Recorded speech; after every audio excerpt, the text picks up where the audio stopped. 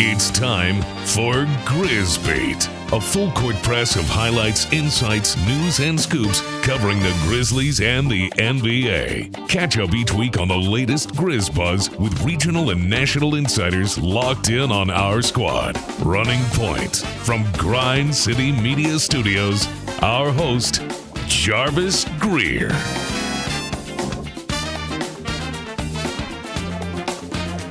Welcome into this March 12th, Wednesday edition of GrizzBeat. I'm Michael Wallace. Jarvis Greer is spring breaking with the grandkids. He wanted to check in. He wanted to try to be a part of the show as he is every single week. But we told him, man, enjoy that trip to Florida. Get that sunshine, get that sand, and do your thing. We'll have it covered. So I'm moving over 2 seats right here to my right to sit in for Jarvis Greer here. And we got a big-time show. It's game night for the Grizzlies. The Grizzlies have a big-time game in a big-time homestand where they got tremendous opportunity to continue to turn this corner. And I'm joined by an illustrious panel of guys that are local reporters here who are on the beat, on the scene every single night for these Grizzlies as they get through and push through to the stretch run. Joining me to my immediate left right here is Drew Hill from the Daily Memphian. You can catch all of Drew Hill's work at the Daily Memphian. He's always, every week, man, Drew comes with a big-time feature, a different angle of looking at this team, and he's telling you all about these guys on and off the court. Welcome in, Drew. Appreciate it. Thank you. To Jarvis, who I'm sure is watching, take another week off, man. He deserves it. He deserves it. He's earned it. He has an incredible career in Memphis.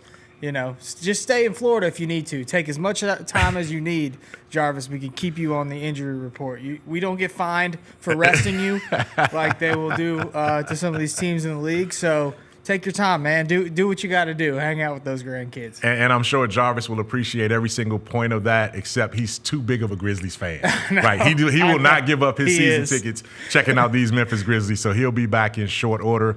We'll hopefully have him back here next week in this seat doing his thing, as only the Hall of Famer, who is Jarvis Greer, can do. Also joining us, Colin Cody from WREG-TV, sports director, sports aficionado from the TV standpoint over there. And, Colin obviously is fresh off. Speaking of vacations, man, this guy, we're jealous of him. He's fresh off of the Bahamas, right? I hope I didn't put your business out there to the point where you don't need it out there. No, you know what I mean? knew where I was at. They knew where you was at. They knew you was at. No phone calls. So. You had all right. I'm sure you had it all over the gram and social media too, man. No service. So. That's the best one. Yep. That's the best one. So thanks a lot for these two guys joining us here for this episode of GrizzBeat, man. There's a lot to get into, and we'll get right to it. Starting off with where the Grizzlies are right now. They're currently in a 4-game homestand. Tonight they play the Utah Jazz, and when you look at what the Grizzlies have done so far, 2-0 against the Jazz this season. Lauri Markkanen, their all-star, has been out since February 22nd with a back injury. He could return tonight. He was listed as questionable in their Monday night loss, going into their Monday night loss against the Boston Celtics. We'll see what his status is closer to tip tonight. They definitely could use him. The Jazz are 4th in the NBA in rebounding, so they're able to get the basketball when they need it, but they're 28th in opponent scoring. They're not slowing down anyone, and we do know the Grizzlies are one of the top 3 teams in the NBA in scoring, so there shouldn't be much resistance there, especially if Markkanen is unable to play. The Jazz have lost 5 out of the last 7 to the Grizzlies, including both games this season. So, guys, when you look at this matchup against the Memphis Grizzlies and the Utah Jazz, what do you see, Drew, in terms of the keys to the Grizzlies continuing this recent sort of mini resurgence that they've been on? Yeah, I think you have to just continue to do the things that you've done well these past few games. I think you want to see Ja come out and be in control of another game, and he's certainly capable of doing it against a Utah team like this. And I think the Grizzlies are preparing as if Utah's going to have some more players available in this game tonight. Utah's not like some of the other dreadful teams in the league. Like they still run an offense. They play hard. They have pretty good coaching.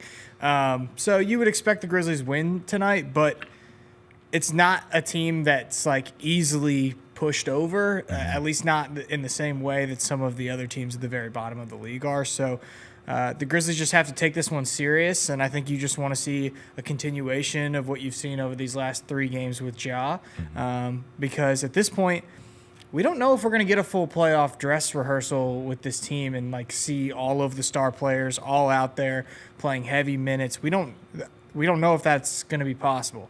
I think the next best thing is just to make sure you have the best version of Ja out there, whether he can be at 100% or not, and him feeling confident. So let's just keep that momentum going forward. When you talk about the Utah Jazz, this is the team that the Grizzlies played on the opening weekend of the NBA season. They went out to Utah for that 2-game road trip. Got a win there to open the season at Utah before losing to Houston on that trip as well. And then the Jazz came back here on January 25th and took another loss. This is a team, to Drew's point, Colin, that they play hard. They got some names that you recognize. Colin Sexton is a guy that plays hard. Obviously, Collins is a guy that plays hard. They have some guys, and when Markkanen is available, they are pretty dangerous, right? Keontae George is on the injury report, so we don't know what his status is going to be until later tonight. This has to be one that the Grizzlies both have to take seriously, but also it should be one that they should be able to win. Yeah, and both of those matchups that you mentioned from earlier this season, it wasn't until, I think, the first quarter, the second quarter, when we had the dust up with Zach Edey and him sticking up for Ja, and that's when they really kicked it into gear. And, Utah, they really got some NBA guys on their team, so they're not a team that you can take lightly, though the record doesn't reflect that.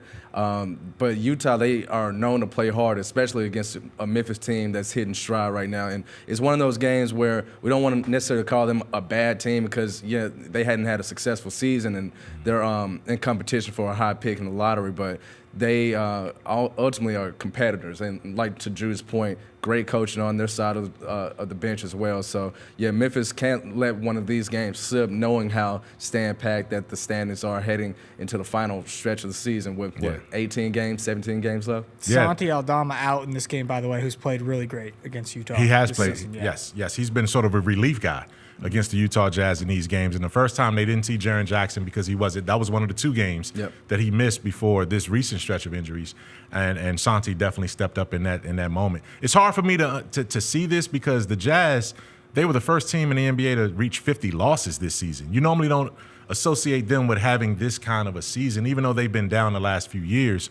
But you also wonder, why is it so bad? I also wonder, what is Danny Ainge trying to accomplish there? Because they have assets, but they never trade anybody. And they still hold on to Markkanen. They still hold on, to a lot of guys that you would have thought that they would have moved by now. I'm not sure what the direction is with the Utah Jazz, but I am sure what the direction is with the Memphis Grizzlies, particularly where they are now. They were missing 6 players in the last game, the home game against the Phoenix Suns, 6 rotation players, and that opened the door for 5 other guys to step up. And what we saw, Cam Spencer stepped up. We saw Lamar Stevens step up. We saw Marvin Bagley III step up. And Lamar Stevens talked about that play group. They're known as the play group. These are the guys that are at the back end of the rotation. They don't get a lot of minutes, but they still have to stay active. So they have these play groups at practices and shoot-arounds so that they can stay ready for the moments that they had the other night against the Phoenix Suns. And Lamar talked about the importance of that play group and the continuity that they've established. I think we just have one. I think is we have a great organization here where there's a reason why guys like me, Bag, Jay Huff, and Cam are able to come and play at that level. We play all the time and we compete and we always pushing each other. So it's good to see those guys that are in those play groups that work showing up because we really work and train each other. Then we got a great group of guys that just trust in the next man and our leaders and Ja and Dez. That were out there tonight. They do a great job of just empowering and putting that trust in them, and it keeps swinging the ball to us, and just we're able to show that work that we've been putting in. You talk about Lamar Stevens, when you think about what he's saying right there, this is a guy that's on a second 10-day contract, right? He's talking about Marvin Bagley, the former number 2 overall pick, who's lost his way because of injuries throughout the league, and he's working his way back on an expiring contract. Cam Spencer's a guy that's on a 2-way contract, right? And then Jay Huff is a guy that just got an NBA standard contract earlier this season. So, Drew, when you talk about the play group guys, what stands out about their ability and what they showed the other night and what they need to do to come into tonight's game? Well, I've just been particularly impressed with Lamar Stevens since he returned to the Grizzlies. One, it's just a great story because it's a guy that's earned this second opportunity, and it's a story that's come full circle, and everybody sort of loves that, right? But Lamar Stevens is plenty good enough to be on an NBA roster full time, in my opinion. Based on what we've seen from him, if he is an end of bench player on a standard deal, I think he's totally that talented and that good. And I think so his mentality and the way he's able to attack defensively over and over and over again, and he doesn't really seem to get rattled by the big moments or defending the big players. We saw him he was great against Kevin Durant late in that game against Phoenix. He forced the miss on the final shot. I've just been really impressed with what he's been able to do. So good for them. Good for them staying together. Good for those guys, keeping the momentum and the mentality right in practice with these play groups like you talked about. But, of that mix, I just think that Lamar's such a great story. And it's really cool to see him come back and play really well. Yeah, I mean, you talk about great stories. I mean, that play group is filled with great stories, right? Cam Spencer, what was the word Ja used the other night? What did he call him? Psycho. Psycho. I want to say maniacal, but psycho fits the bill as well, too. I mean, this is a guy that no matter what, and you've been around him, Drew. You've been on the road. Yeah. You've seen him, whether it's a shoot-around, whether it's a practice, whether it's just watching film. This guy's always charged up. He's ready to check in the game and go do something. He cannot sit still. Colin, when you talk about these other play group guys, obviously Drew talked about Lamar Stevens, but what stands out about any of the other group there? Well, I think just the fact that we're playing well into March and this team has the potential to play deep and make a legitimate run at it. And these guys, 2 or 3 of these guys, they didn't have this opportunity where they came from. Mm-hmm. Lamar, obviously, 12 months ago, being on this roster, he was getting starter minutes, and he was ultimately playing for that contract that he didn't get this season. Yeah. So the opportunity to go out and make a name for yourself with all-star guys like Jaren and Ja, I think that they're taking full advantage of that. And with Cam, I mean, a year ago, he was on the verge of about to win his second consecutive, national championship. So he has that urge to continue to win and put his skill on display as well. So, yeah, I just think it's a remarkable story. And for Bag, honestly, I think he probably has the most to prove because a guy, like you mentioned, former number 2 pick, but the injuries have kept him off the court 7 years in his career. Just to be in a place where he has a chance to win and prove himself again, it's probably true testament to his work. Go ahead. Yep. All these guys, maybe Jay Huff, the exception, who did sign a standard deal, should be very hungry, right? Cam Spencer's on a 1-year, 2-way deal, right? There's no telling what his future could be. Lamar Stevens is on another 10-day contract. Marvin Bagley's contract is at the end of the year. Pretty soon. So. Yeah. Listen, all of these guys have a lot to prove. Yeah. It's not just what they can do for the Grizzlies; it's what they can do the rest of their career. And they know that they're getting looks right now, and they probably weren't expecting that at this point in the season they'd be on the court and playing the roles that they are. Yeah. So, now is the time for them to really step up and play well. And so, if you're cheering for people and the success of people, you should want this Grizzlies play group that we're talking about to be successful in these moments. No question about it. And you talk about them getting looks right now, but it's also important who's looking for them. Ja Morant is looking for these guys to make plays. He's positioning them to make plays. And when you talk about Ja, not only has he elevated their play, he's elevated his own play over these last 4 games after he's dealt with, and he continues to deal with some nagging shoulder issues. That's just going to be a part of his story and his narrative the rest of this season. But when you look at Ja's resurgence over these last 4 games, he's averaging 29 points a game and 8 assists in the last 4. The Grizzlies are 3-1 on a 3-game winning streak, looking for 4 straight. He scored at least 10 points in the fourth quarter of 3 straight games. That means Ja is back to being call 12 clutch Ja when you talk about the impact that he can have on a game. And here's the most important thing to me. He's played at least 32 minutes in each of the last 4 games.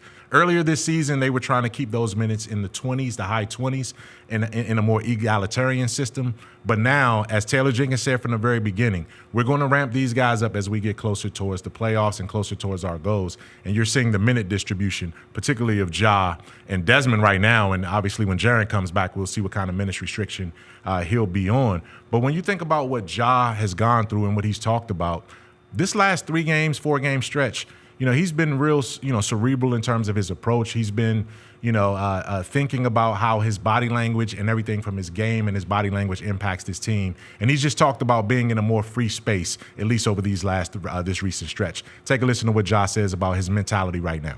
Definitely terrible, but to be able to be out there now, it's a blessing. I'm grateful for every little thing, no matter, what goes on, bad or negative, in my life. I just gotta, appreciate the little things. And right now I'm able to be out there and play basketball, which, I had the experience of not being able to. So it's pretty much just that, just being grateful and continue to just, want to work hard. I know I won't be perfect, but I want to be as close to perfect as possible, you know, when I'm out there playing. And if I feel like I'm not, which I know I won't ever be perfect, there's always room for improvement. Colin, when you hear Ja, introspective Ja, right there. I know I won't be perfect, but that's what I'm striving for. I'm going through a lot right now, but these guys in the locker room have my back. When he's talking like that, that's a completely different tone than what we heard a week ago, 2 weeks ago, right? Absolutely. When he was like, I shouldn't even be out here. I'm dealing with this, right? So how important is it for him to make that flip that switch like that? And what should his teammates hear when he's talking like that? I feel like that they should find calm in the water. You know what I'm saying? Like, this is a guy that hadn't had the season that he ultimately wanted after what took place a year ago. And, you know, obviously the last couple of weeks, everything's been a challenge. Just getting the shots, making the shots, even going back to New York. You call 12 for the first time, well, second time in a week. Then you go down, and obviously you missed that second layup. But we're seeing the development of his mindset getting ready for the playoffs. And I think through all the trials and tribulations that's going on with the Grizzlies right now, everyone knows this team is only going to go as far as Ja is locked in. So with him being aggressive and continuing to find his shots and find his teammates, I mean, the sky's the ceiling for these guys. Yeah, I mean, and Drew, you've heard him. You've heard up Ja, you've heard down Ja, you've heard, you know, dismissive Ja, you heard let's joke with everybody in the locker room Ja. What version of Ja are you hearing right now when he's talking about how he's dealing with everything mentally? I hear a version of Ja that's taking ownership of the season and how he's played this season. And that doesn't mean that Ja has played bad. It just means that he's been dealing with a shoulder injury.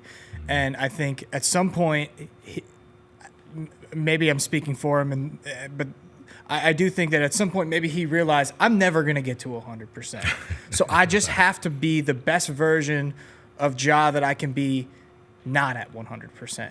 And as soon as that sort of came into the picture, and it felt like that's what we were getting when he was talking after the Dallas game to Chris Harrington and to you. And, you know, just the way he sort of turned and talked about the officiating even. Like it opened up like a brand new version of Ja that it felt like we hadn't seen in a little bit.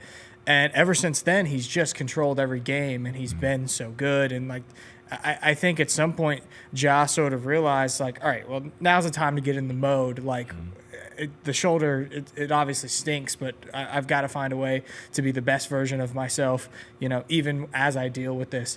And I think we're getting it right now. And I think the question as we look forward to the rest of the season is whether or not that version is here to stay. And there's real reasons to be confident that version is going to stay the rest of the season. So I love what we've seen from Ja. I love this mentality that he's expressed over these last 3 games.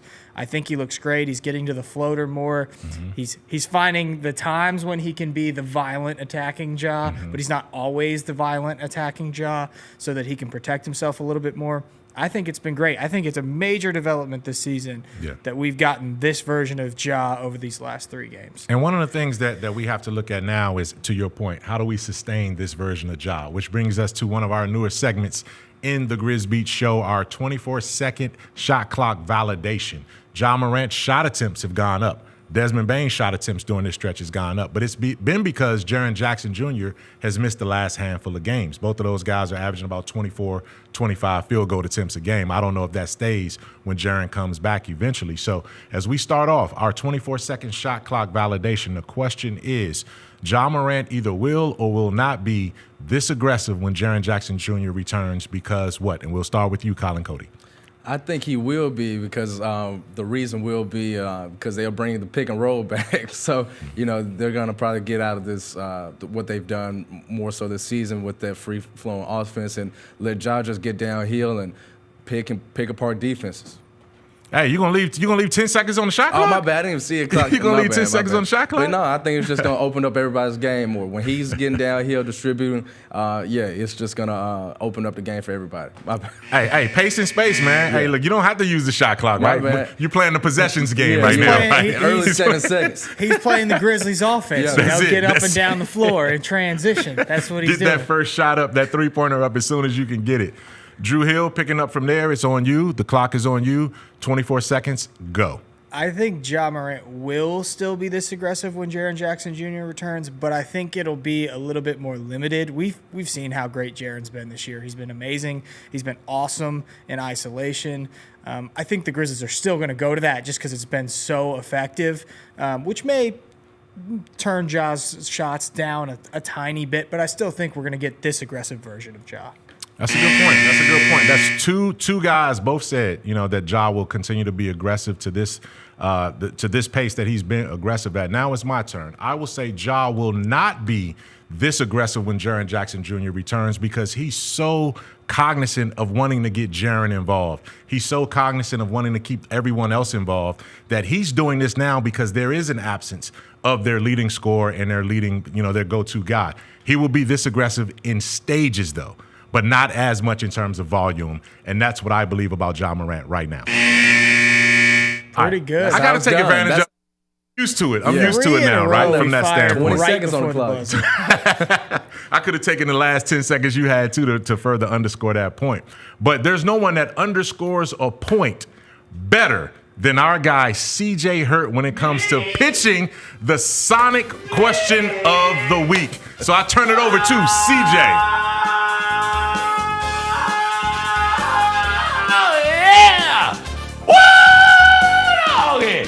Let's talk about the Grizzlies Sonic Mailbag Question of the Week. Remember, you see BLJ out here in these streets. He might stop you. He might record you. He might ask you a question. You ask the question. He gives you the Sonic gift card. And oh, what a treat. Sonic is for you. But I want to take a moment right now and be serious. Just a moment. Because I don't know if you guys know this or not. But on Thursdays, you can get a chili cheese dog from Sonic for $1.50. Sonic has all of your happy hour needs as well. Half-price drinks, half-price slushies, shakes, and just sodas. And that drink menu is elite. BLJ, what you got for us this week, man? Yo, it's your best hype man, NBA BLJ. It's time for the Grizz Week Question of the Week. It's game day. We got the fans in the building. Give the fans your name. Cody. Cody, what is your question for the week that we can send back to the studio? So what is the biggest strength of this team as they head into the playoffs? What is the biggest strength of the team as we go to the next level with this playoff season? Give me the answer. I already know what the answer is. That means score more points so we can get that W. I like that one, but we can go more in depth, right? Yeah, always. More in depth. What is the Grizzlies' biggest strength as we head down the stretch and into the playoffs when you look at what they're doing well and what they've done well all season? What is their biggest strength right now? Drew, we'll start with you. I mean, there's statistically areas you could point out here. The offense has obviously been great. The free throw shooting, they're getting to the line a lot. They're scoring a lot of points. The defense has made improvements. But I think the biggest strength is still just the top of the roster, right? You have 3 players that in a playoff series can be stars for you. That's how you win playoff series in the NBA. You get your best players to play better than the other team's best players, especially as minutes increase. And so I think, given the fact that they have 3 capable 20-point scorers in playoff situations, they've got a player that's going to be in the mix for Defensive Player of the Year. I mean, the Grizzlies just have a really strong top 3. That's the type of roster you need to win in the playoffs. They haven't done it yet. They've got more to prove in that area, but that's what I would feel good about going into the postseason. And I think as long as this version of Ja is still here, their top 3 is you can put up against a lot of different top 3s in the NBA and feel pretty dang good about it. So that's probably their biggest strength. Yeah, when you talk about strengths, this team has been, number 1, top 3 in the league all season in points, in assists. They've been a good rebounding team when it comes to that. Pace, they've been leading the league in pace. So we know what they're capable of when they can free flow, right? But we also know what they haven't done yet and what some of these last I's that they need to dot and T's that they need to cross. But we're talking strengths. Colin, what do you see as the biggest strength right now as they head to the season playoffs? I'm going to say chemistry. I mean, like you said, to your point, when you have 3 guys that are all-star caliber players and they're all clicking at the same time, which we've seen stints of this season. But a huge key element to the Grizzlies' success is when they can bring guys off the bench, Santi Aldama and Luke Kennard, and a little bit of Scottie Pippen Jr. When you get those three guys involved when they check into the game, they can flip a game just like that.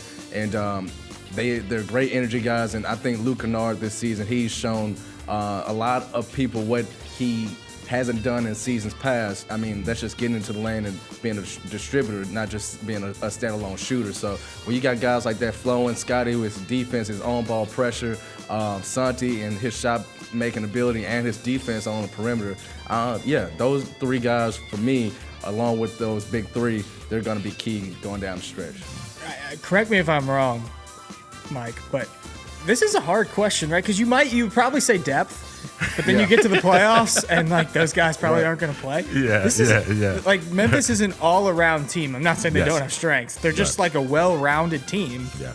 Yeah. So it's pretty hard to answer. It seems like it's an easy question to answer, but it's really not. And that's why CJ is going to, go hang out with this guy who won the Sonic, question of the week gift card, right? He's going to hang out with him. as an alarm clock. Like, There you go. And I'll wrap this segment up by saying this, though. To me, their biggest strength among many, and you guys have both pointed them out, but the one thing that sets this team apart is their confidence. Yeah. And whether it's rational or irrational, and I think it wavers at times between those two, they believe that they should be in the NBA Finals. Yeah. They believe that they don't look at the Western Conference and say, okay, this team is definitely better than us. And they still have to prove it because against the elite, they haven't had a winning record. But this team realizes no one has been together longer in terms of a three-man core among the teams currently constituted. No one has the battle scars except for Denver of this team right now. So they feel like, look, we've gotten enough and we can get there. And now they just have to go out there and execute it. That's a great answer. Yeah, this will be a no-excuse season as long as the Grizzlies can get healthy going into the playoffs from that standpoint. When we come back, we got much more. We'll go around the league. We'll talk plenty more about the Grizzlies, what's coming up for them on the schedule ahead, and what they're facing tonight when we get back to GrizzBeat. Stay tuned. Let's face it, there's a lot of trash talk in basketball, but the great teams let their performance do the talking. Like Ford F-150 with Pro Power on board, a class-exclusive industry-first feature that turns your truck into a mobile generator and leaves the competition speechless. Ford F-150, official truck of the Grizzlies. Greatness starts here at your Mid-South Ford dealer. Class is full-size pickups under 8,500 pounds, GBWR. Kroger shoppers and Grizz fans, one exclusive last-minute discounted ticket deals takes it straight to you during the Grizzlies 2024-2025 season. Sign up with the new Kroger Buzzer Beater deal. Fans can sign up by texting Grizz to 636-479 or visit your local Kroger store in the Delta Division and scan the QR code. By signing up, you agree to receive recurring automated promotional and personalized marketing text messages from the Memphis Grizzlies. Consent is not a condition of any purchase. Message frequency varies. Message and data rates may apply. Shinedown. Dance Kid Dance Tour. Live in Memphis. FedEx Forum Saturday, August 30th. With special guests, Bush and Morgan Wade. Get tickets now at livenation.com. Shinedown, live in concert. For more, visit shinedown.com. We are in March, which is Women's History Month. True. And we were talking about how do we kick off the show? What can we talk about? And we were like, why don't we talk about women's shoes? The Sabrina one. Okay. Can't go wrong. Right? That's a good shoe. And the two, you could argue, is even better. But the one's you can't fine. have the two without the one. Yeah. In the month of February, the Sabrina 2 was the second most worn shoe in the NBA in minutes played. The Sneak Fest Show, live Tuesdays at 2 p.m. on Grind City Media on X, YouTube, and the official Grind City Media mobile app.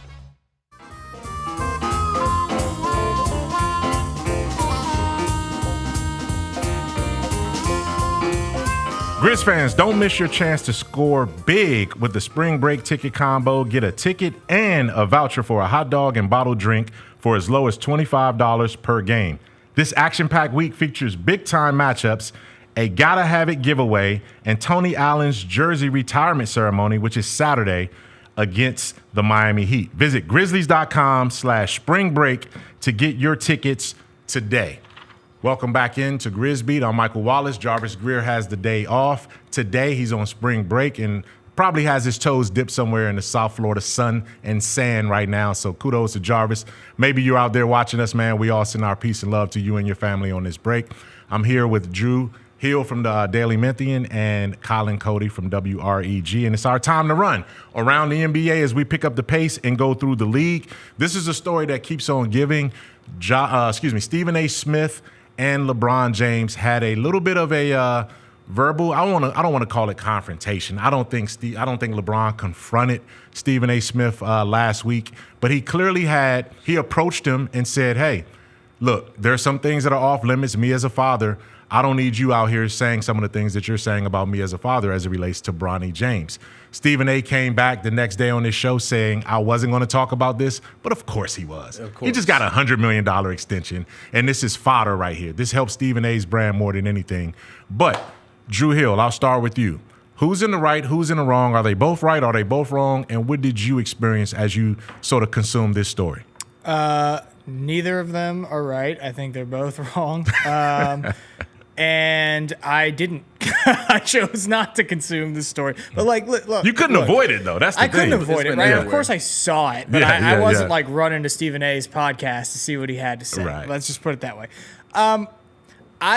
You know what I think about when I see stuff like this? It's really unfortunate that we've reached a point where these debate shows that need hot takes and they have to, I don't know, come up with the most controversial thing or feel so strongly about something that may be so small, and it all sort of picks up, adds fuel to the fire, and I guess this is the type of television that we like watching in America now. But I don't necessarily enjoy watching it, the debate shows. So I just think it's unfortunate because this whole thing is avoided if there's no need for that sort of thing. If we're still getting SportsCenter on TV where they're showing highlights versus so much of the debate shows.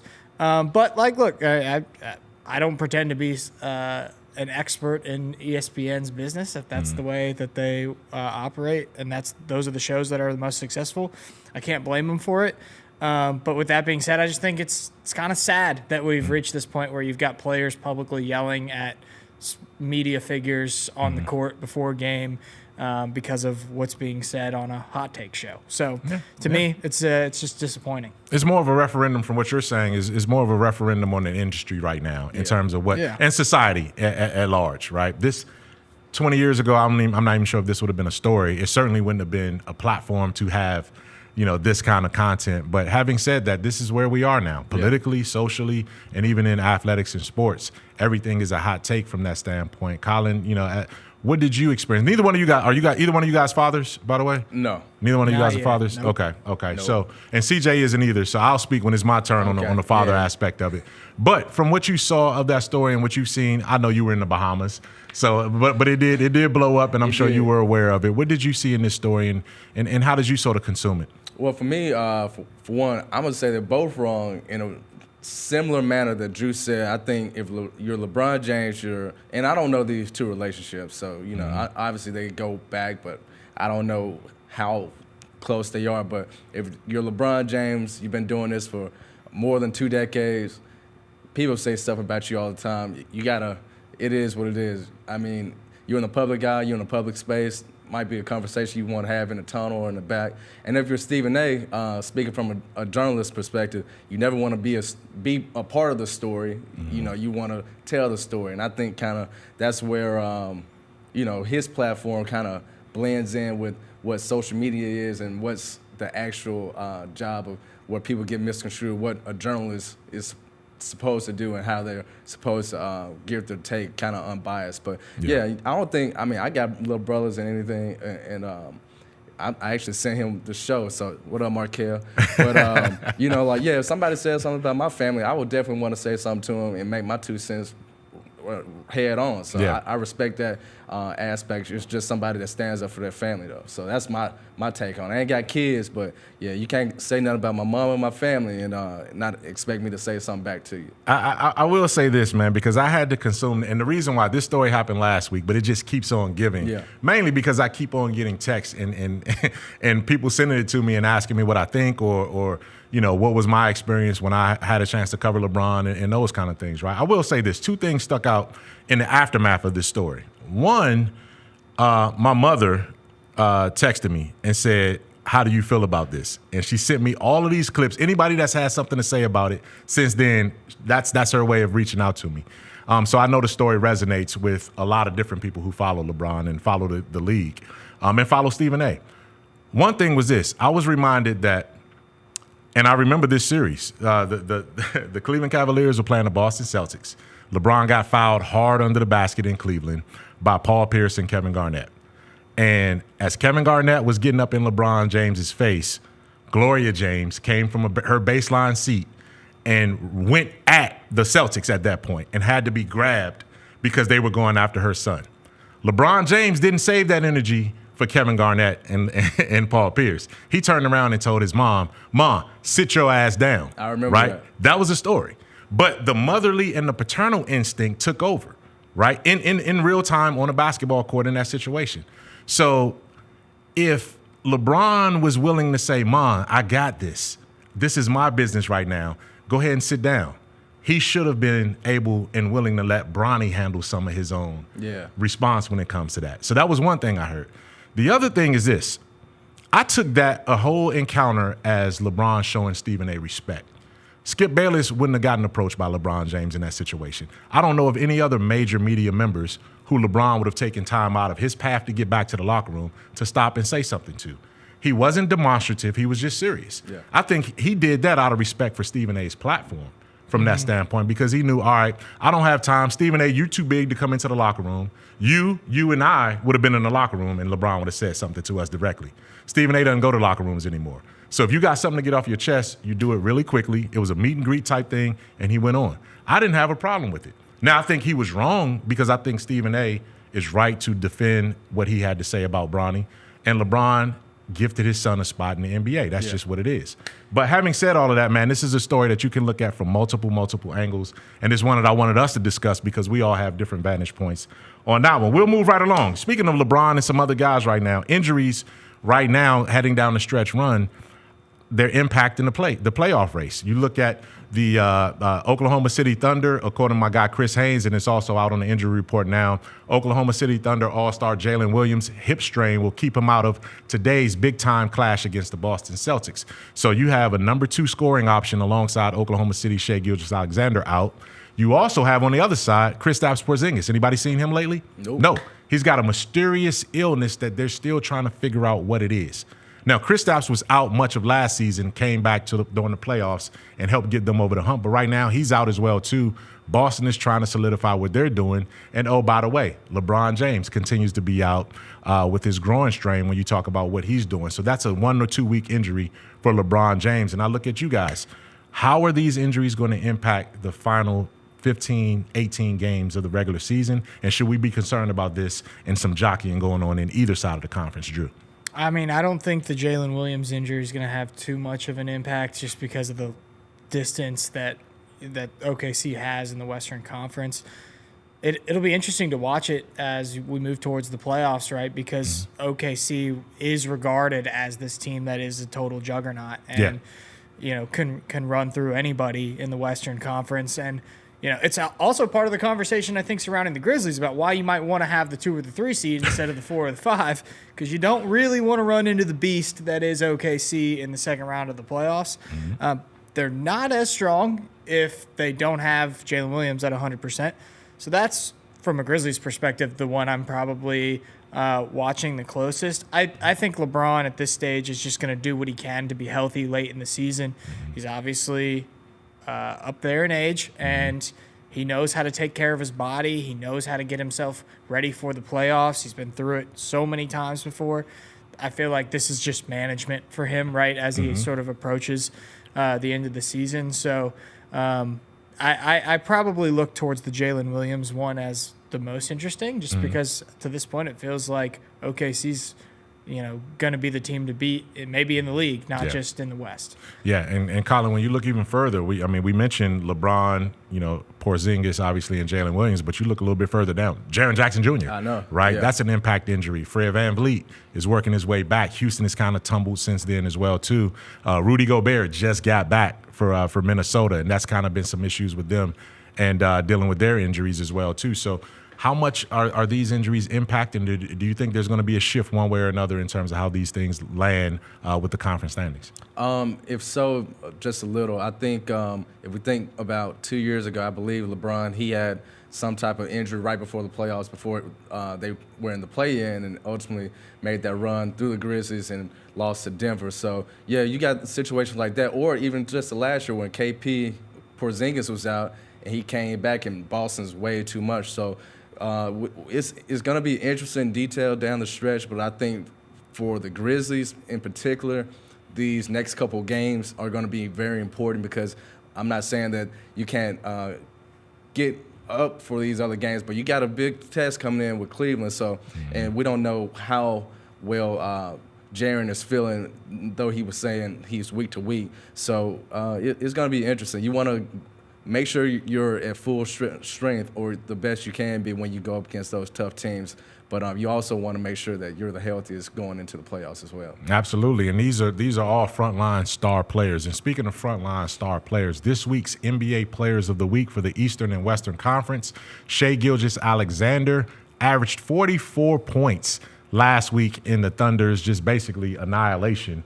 They ran through the league 4-0 during that stretch. That included a remarkable performance against the Memphis Grizzlies yet again, right? Both of these guys actually got these awards this week, powered by wins and performances against the Memphis Grizzlies.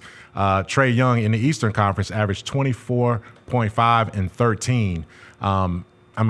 He just puts up some great numbers. He's keeping Atlanta at least relevant in the postseason picture. They're not dominant by any stretch. They made a trade that kind of weakened them a little bit, but they're still a dangerous team. He had a remarkable game as the Hawks knocked off the Grizzlies in what was a disappointing finish for the Grizzlies in that game too. So both of those teams got victories last week over the Memphis Grizzlies, and lo and behold, they're right there in the NBA Player of the Week award range right there. Either one of those guys, anything stand out about what they did last week? I mean, just Shai.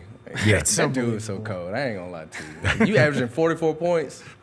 I can't say nothing bad about you, bro. You MVP caliber. You gonna run away with it. Like, I tip my cap to you, bro. Like, that dude a dog. 50 and what he finished here with 42, 41, something. 40. But you averaging 40 in a that's big numbers. The thing that's so insane about Shai is not that he's putting up these just crazy numbers. It's how easy it looks for him. That's yes. Like it is. It doesn't look like he broke a sweat when that Grizzlies game ended and he had 40 points. It's just like it's hard to Jokic actually kind of has the same thing, right? Although it's a little less smooth than it is with SGA, but those guys just make basketball look so simple. Yes. And that is such a gift. And it's so impressive. And to me, that's honestly what stands out the most about Shai this year. Is like every time I watch him, you watch him in the flow of the game. And like the free throw stuff is a little ridiculous. He's clearly one of the best players in the league. Yes. But like you look up in the third quarter and you feel like you've only seen him make 2 or 3 shots. But he's got 35 points, and you just realize, oh, wait, I just watched him do the same thing over and over and over again. He's just so good at it that he just continues to score. And so, to me, he's like the guy that makes basketball look easy in the NBA. Right? I look at those two guys, and when I'm saying those two, I mean, Trae Young is doing some – I mean, he's always Trae Young, right? But when you talk about SGA, and you said it, you basically said he's the MVP. Yeah. As much as I keep saying that, Joker keeps doing something that says, hold my beer, look at me for a second. This guy is on pace to finish in the top 3 in scoring, rebounding, and assists. No one has ever done that in modern basketball. And if he gets Denver locked into that number 2 seed and you hold your ballot all the way to the end, he's at least having you admit that I'm gonna have to overlook all of this evidence and say it's Shai's award. Shai's done his thing too, man. This is going to be, to me, this is the most hotly contested MVP race that I've seen in a long time. So, Mike, question for you. What do you make of the campaigning? Because you've got Mike Malone really campaigning for Jokic. You've got Mark Dagnall not really campaigning for Shai at all and really keeping it about the team. It's interesting because we all know that the voting does come down to the media and what people pay attention to. Yeah. Do you, I guess, give Shai any extra credit as you sort of view the race for the fact that they haven't been campaigning for him and he's still up there in the conversation? You got. That's a great point. And on our warm-up show, shameless plug, check out the warm-up an hour before tip on Grind City Media before every single Grizzlies home game, the warm-up show. I said this on Monday. I said what makes it hard. I was telling John Rose. I said what makes this hard for me is that, both of these guys are likable. Yeah. Right? They're not buttholes to deal with, right? And they're all team-first guys. Michael Malone could be over the top with the campaigning, but Shai Gilgeous-Alexander doesn't do a lot of demonstrative stuff on the court. He's a good dude. Anytime you hear his sound bites, it's all team-oriented. It's all his demeanor and his mannerisms remind me a lot of a young MJ. Because Jordan didn't do it. Like, Jordan was a dog on the court. I'm just saying in terms of how he conducts himself from that business standpoint. And I want something to emerge for me not to like one of them in some kind of way. Like, I want them to do something or make it easy. But, you're right, man. It's hard. And I do think that speaks to Oklahoma City's professionalism, that they don't feel like they have to campaign the way they do. Shai Gilgeous-Alexander's, both of their performances speak for themselves when it comes to that, man. And as we wrap up this segment right here, we'll shift to the GrizzBeat Power Poll. As Jarvis said, yes, it's my power poll. Michael Wallace has put it together, and I put GrizzBeat on it because we all have to speak on it. But if you have any issues or objections, send them my way. This is not reflective of what Drew or Colin voted on here from this standpoint. But the top three stayed the same, for the most part, except Cleveland overtook the Thunder. They're on that 15-game epic winning streak right now. They're just playing really, really well. The Thunder are too, but they took a loss to Denver in a hard-fought loss there. The Celtics are holding steady. The Nuggets are rising right there based on that victory over OKC. The Knicks, Lakers, Warriors are all kind of in that 6-4, 5-5 range over the last 10. The Grizzlies gained a spot from last week with this 3-game winning streak. The Rockets are trying to find their way back as well. They've also won 3 in a row to get back into the poll. And the Bucks might be quietly the most dangerous team lurking in the East that can be a threat potentially to somebody out there if they catch them on a good night. So that's my top 10. That's the Grizz Week Power Poll right there. You guys have any objections? Is there one team that's too high, one team that's too low, or one team that's omitted? No, Your Honor. I mean, what can we say? The Grizzlies had a tough one last week, but they've countered. And the Warriors, they continue to be scary to me. I mean, that's just one team you don't want to line up against, especially with the way that Steph is shooting the ball and Jimmy's getting more involved. But I think that's good to me. It's I might be with you, Colin. It's hard to nitpick a list like this. My question for you, Mike, would just be: is there a gap? Is there a noticeable gap between these teams? Obviously, there's going to be a gap between 3 and 4. I think most people would say. Is there a gap, in your opinion, between 4 and the rest of this field here? No. Yeah. Because you can flip that upside down and go, 10 can be 4 based on the way the Bucks were playing a few games ago. The Rockets, when they're healthy, they're a top 5 team. They've proven that, right, from that standpoint. The Warriors might be the most dangerous team in the West right now, just like the Bucks are kind of dangerous and lurking in the East as well, too. And then the Grizzlies, man, they just have to get healthy once you get Jaren Jackson Jr. back. You could throw 4 through 10 in a hat, pick out one, and just say, okay, this is the team that's hot this week. So it's tough week in and week out, and now you're starting to see these teams really play some meaningful games down the stretch. Oklahoma City and Cleveland has run away with it. Boston is just fine where they are right now. Everybody else still has plenty to prove, man. And we still have plenty to prove, too, because we have one more segment left on this show before we get you set up for tonight's action at FedEx Forum as the Grizzlies continue their 4-game homestand with a matchup tonight against the Utah Jazz at FedEx Forum. We got one more segment in GrizzBeat where we'll rip around with some funny things going on with this team right now on the other side of this break.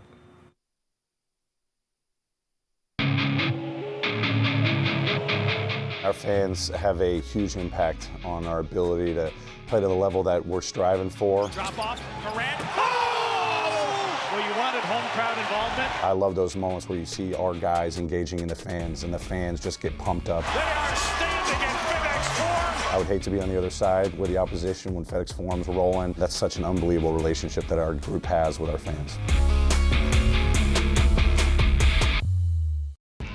When it's all on the line, you turn to the strong, the stable, the unwavering. To those with a history of raising their performance to meet the moment. It's true in basketball. It's true in banking. Grizzlies Checking from Pinnacle. Play hard. Bank easy. Open a Grizzlies checking account with at least $100 and a recurring direct deposit by August 31st. And you could receive a $200 direct deposit bonus into your account. Details at grizzliesbanking.com. Member FDIC. Thanks for showing up, Memphis. Nothing beats catching your Grizzlies IRL, and nobody knows that better than you. So next time you want to hit up a game, Ticketmaster's got your back with tickets to every upcoming matchup. Whether you're catching the Grizzlies at home or on the road, you'll find tickets at Ticketmaster, the official ticket marketplace of the Memphis Grizzlies and the NBA. Keep putting that jersey collection to use and get Grizzlies tickets today. There's no better brag than saying you saw it live. See you courtside again soon, Memphis. Debo traded from San Francisco to the Commanders for a 5th-round pick. There's no other sport where you would get a player of his ilk for a 5th-round pick. Over under total yards for Debo. If they set it at 1,000, you think he hits that over? Total yards? Total yards from scrimmage, total yards. Yes. Okay. Yes. The Odds Couple, live at 2 p.m. on YouTube at Grind City Media and the official Grind City Media app.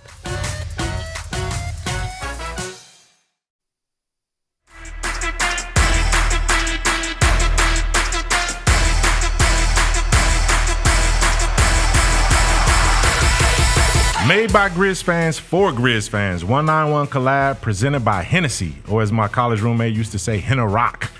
Bring Grizz Nation's hyper-local Grizz gear from local designers. The homemade collection is a heartfelt tribute to the vibrant spirit and unique collection and culture of Memphis from Breeze and her clothing brand Berserk.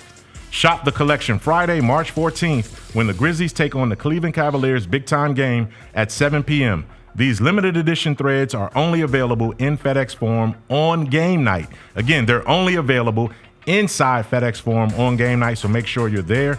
Buy your tickets today for access at Ticketmaster.com or visit Grizzlies.com/191collabs for more info. And guys, as we get you ready for tonight's game, the Grizzlies, we talked about the Utah Jazz and the Memphis Grizzlies. We talked about this being the middle game of a 4-game homestand. And here's what the Grizzlies have coming up ahead after this game, where it starts tonight against the Utah Jazz. We talked about that Friday, as we just mentioned. The Cleveland Cavaliers, the number 1 team in the NBA right now, number 1 team in this week's GrizzBeat Power Poll. Visit FedEx Forum. The Grizzlies fared well up there in Cleveland a couple of weeks ago. Couldn't pull out the close win down the stretch. This Cleveland team is rolling, 15 in a row that they've won so far. They got another game before they get to FedEx Forum, but that's going to be a highly anticipated matchup right there, especially if the Grizzlies can get some guys coming back from injuries. You also have the Miami Heat on Saturday, one night later. That's a tough back-to-back because of how physical Miami is. And then you also have at the end of that game the Tony Allen jersey retirement celebration there too. So those are 2 or 3 big-time home games you want to get to the rest of this week before the Grizzlies start a 4-game, 2-week road trip in Sacramento on Monday night. So, Colin, when you look at that schedule coming up, those 4 games, I mean, it's not going to be easy. We knew coming out of the All-Star break, the Grizzlies had one of the 5 toughest schedules remaining in the NBA coming down the stretch. What kind of opportunities and challenges do you see in this next 4? You got a couple. You got a chance to move up. Like you said, it's a very close standings from 2 to 4 where we are, and 2 through 5 actually with Houston. So you want to win as much as you can possibly, but at the same time, you want to be healthy. I mean, not overlooking tonight's game, but Wednesday, I can't even remember what day it is, but the Friday's game against the Cavs, if you, like you mentioned, can get some guys back, or it's going to be a big night for a guy like Marvin Bagley to go against that. They got some Twin Towers over there. I just know that's going to be a highly anticipated game, but the next night too, because you definitely, everybody's going to be here then. That's going to be like a family reunion. So you want to make sure you try to play your best when you got everybody in the building supporting Tony Allen. Yeah, Drew, you look at that back-to-back, man. It doesn't get any tougher than that, especially if you're home. Even though you're home, that back-to-back, Cleveland is going to, I mean, that's a high-paced game, and then Miami is going to be desperate, and they figure out a way to kind of muddy up the game too, and in this emotional night when you factor in Tony Allen to be in the building. Can you save some for one? Are you going to blow it all in the first game? Like, just that's got to be a tough back-to-back. That's not what it sucks. Let's just call it. That back-to-back sucks. It's bad timing. And the reason is because they've already got guys that are out. They've got lots of guys that haven't played back-to-backs. Yep. You know, we don't know if Jaren's going to be available or not. Right. It's only been a week, so it doesn't seem likely, but I don't feel like it's impossible. So, because he is week to week. So, it's unfortunate because you want to see the Grizzlies really be at full strength when they play against Cleveland and see what they've got. But at the same time, Saturday's like the more fun game because of the festivities with Tony. Yep. So what do? Do you just try to get out of the way of Cleveland and save your ammo for Saturday? Maybe. I don't know what the plan will be, but it's pretty inopportunistic. It kind of sucks that those games are back-to-back. It seems like you're always in a stretch where there are 3 games in 4 nights and 4 games in 6 nights, and this is another one of those stretches before you have to get on a plane and go across the country again, too. So this might be one of the like March is going to end. From here on to the end of March, you still got to play Oklahoma City again. You still got Boston. You still got the Lakers. Like, that's not even on that part of the schedule right there. So when you look at the Western Conference standings, as we said before, from where you are right now, if the playoffs started today and the NBA is releasing their daily schedule to show what the playoff bracket looks like, the Grizzlies will be in a 4-5 matchup with Houston. But when you look at number 2 to number 5, you're only separated by 2 games. Yeah. You know what I mean? That's a back-to-back, right? By the time we come out of Friday's game or Saturday's game, the standings could look completely different with the Grizzlies up to number 2 potentially with some help there along the way. So when you look at the standings right now, there's very little margin for error, very little margin to have a bad stretch, and the Grizzlies have to take advantage of it, Drew.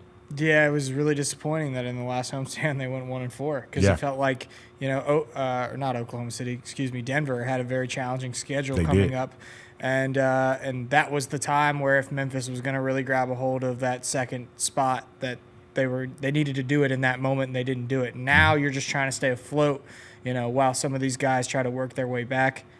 So far, they've been able to do that after that little mini skid that they had, the 3 straight losses. So they just got to continue to do that. And like I said earlier, like just try to get into that 2 or 3 spot. Like if you can avoid OKC in the second round of the playoffs, that would be ideal. The Grizzlies are going to have tough matchups no matter who they play in the West. So at this point, I would be looking at the standings. Honestly, I'd be thinking less about your first round matchup and more about avoiding OKC. You don't want to play OKC in the second round. So that's I think where the focus needs to be. And the Grizzlies aren't the only team with a difficult schedule. Every team in the West has a difficult schedule the rest of the way. Coming down the stretch. So win these games you're supposed to win, though. Win these games like tonight, and be healthy in the games that are winnable as well, because those are the nights where you have to take care of business if you want to be in this race the rest of the way. No question about it. And Colin, you were out of town when this happened, but a couple of fun things happened with the Grizzlies that we'll touch on before we get out of here. And one was when you saw Cam Spencer make his 3-point shot and then run up on, here's the shot right here, drive and kick the shot, knock it down, KD, and then stare him down. The clip is going to cut off before all of the extracurriculars take place right there. But KD stuck his foot out, and, here it is right here. He had a little trash to talk to him. Hey, you got to respect your elders, but credit for Des Bain for stepping up to him right there. And then Kevin Durant's like, come on, man. You can see the smirk on his face. He knows it wasn't anything serious, but it's all good. He's psycho, but I love it, though. I mean, that's Ja Morant on Cam Spencer. Look at that look on his face right there, man. He's got to find somebody to show that energy with tonight. I don't think he'll have any problem. But here's Gigi Jackson in the locker room on Cam Spencer and what they see in him every single day. And just watching him at UConn, in clutch moments, he giving the fist bump to the crowd and all that stuff like that. So he's not new to clutch moments like that or tight game situations. So. I think we saw some of the competitiveness, like you said, at UConn last year. You probably see it more than we do every day, just behind the scenes. But it's a little bit different when it's to Kevin Durant. But were you surprised at all or not? Nah, not at all. When they got into it a little bit at first, I was like, I know that next bucket he going straight up to him for sure. And then he just happened to close out. And but you know, we knew it was Cash, but when he got in his grill, we got fired up on the bench. Yeah, that was cool. That was big time cool. That was big time cool. And you know what else is cool? Back in New Orleans the other night, Ja Morant gifted his jersey, signed his autograph, and gifted a jersey to former Grizzly Antonio Daniels' son. Antonio Daniels was drafted by the Grizzlies or played for the Grizzlies when they were in Vancouver. And that night against New Orleans, the Grizzlies just happened to wear their Vancouver throwback jerseys. So for Ja Morant to gift a former Grizzlies, foundational player that kind of merch, man, that was big time. And Antonio Daniels took to X to talk about the love that they showed and Ja Morant showed them. So that was really, really cool. Shout out to Ja Morant for taking the time to do that. And shout out to my guys right here on set, from the Daily Memphian, Drew Hill and Colin Cody from WREG. These guys will be in the building tonight as well for the Grizzlies versus the Utah Jazz as the Grizzlies continue their 4-game homestand. Get out here, get tickets, 901-888-HOOP or Ticketmaster.com. Come join us and check out the warm-up show at 6 o'clock on Grind City Media and all of our streaming channels. Until next time, it's been GrizzBeat.